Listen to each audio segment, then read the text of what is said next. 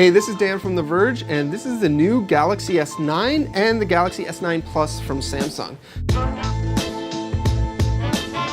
Now, if you're looking at these, you probably think they look pretty familiar, and that's because they do. They basically look exactly like the Galaxy S8 from last year, except for one major difference. We've been complaining about the placement of the fingerprint scanner on the Galaxy S8 since it came out.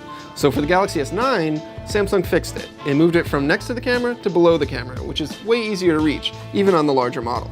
Now, otherwise, they are very similar in design. You've got a 5.8-inch display on the S9, 6.2-inch display on the S9 Plus. They're still Super AMOLED screens. They still have the same high-res displays. They still have the curved sides that Samsung calls this infinity display that spills over the edge.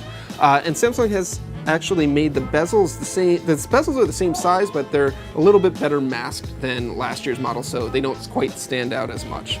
You still have the power button on the side, you got the volume rocker over here, and then of course there's the Bixby button that hasn't gone anywhere.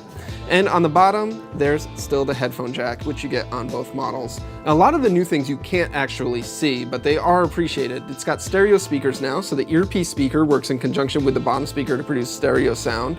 The camera has been new and improved, and I'll get into that in a minute. It's got a Qualcomm Snapdragon 845 processor inside of it. There's 4 GB of RAM in the small model, there's 6 GB of RAM in the bigger model. 3000 milliamp hour battery here, 3500 milliamp hour battery here. Both of them have fast charging, both of them have fast wireless charging, both of them have IP68 water and dust resistance. Both of them have 64 gigabytes of storage, both of them have micro SD card slots, and both of them have gigabit LTE. So a lot of those things are familiar to S8 owners. But the big difference that Samsung is touting this year is the cameras. And you can see on the S9, it has a single camera, and on the S9 Plus, it now has a dual camera, which is very similar to the Note 8's dual camera. So it's got a wide angle lens and a telephoto lens, which lets you get closer to your subject or do different types of blurring, what Samsung calls live focus effects. On both models, you do have a new variable aperture lens, which means that the aperture on the camera goes from 1.5, which is brighter than last year's phone and one of the brightest lenses on the market, and you can close it down to f2.4 if you're in a very bright environment, if you're outdoors, sunlight, and you've got too much light, you can shut down the aperture for better quality photos there. You can do that automatically through the Samsung's camera app, or if you go into the Pro mode, you can actually switch between the two, which is pretty neat. This is the first phone we've seen with a mechanical, physically changing aperture, which is very interesting. It is locked at 1.5 or 2.4. It doesn't do any values in between, but it still is more than pretty much any other phone offers you. In terms of the camera quality itself, it's still a 12 megapixel sensor, but Samsung says it now has next generation dual pixel autofocus. So it's got faster, more reliable autofocus. It does more processing on chip, so you get better noise reduction than the prior generation, up to 30% so in certain situations.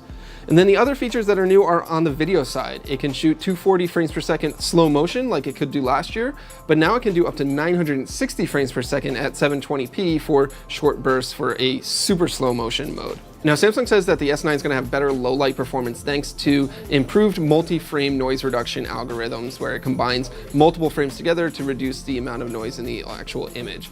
We're going to be testing this out once we have a review in it, but so far the early impressions are pretty promising.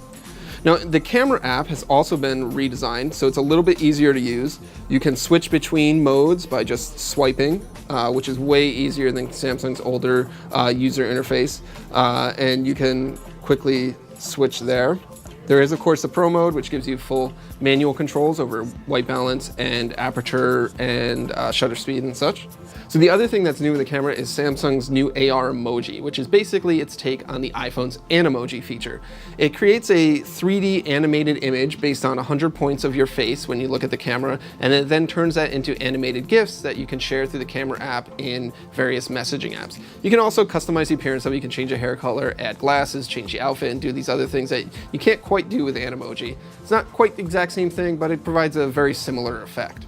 Samsung has also improved and upgraded its flagship features like Bixby, which has a new user interface design. It has a couple of new features. It can also take a picture of food and estimate its calorie count that you can then link to S-Health as well. Samsung's also upgraded the DeX feature, which lets you use your phone as a full desktop environment with various open apps and things like that. It used to be using a docking station with the Galaxy S8. Now it has a new accessory called the DeX Pad, which is basically a flat pad and lets you use the phone as a trackpad or keyboard if you don't happen to have an external mouse or keyboard with you. Now there's a lot more in the Galaxy S9 and S9 Plus that we'll be diving into as we spend more time with the devices, but initially it's going to be available for pre-order on March 2nd. It'll be shipping on March 16th. It's going to come in 3 colors in the US, black, purple, and blue, and the pricing should be about the same as the Galaxy S8. For more on the Galaxy S9 and the S9 Plus, be sure to check out TheVerge.com and subscribe to youtube.com/TheVerge.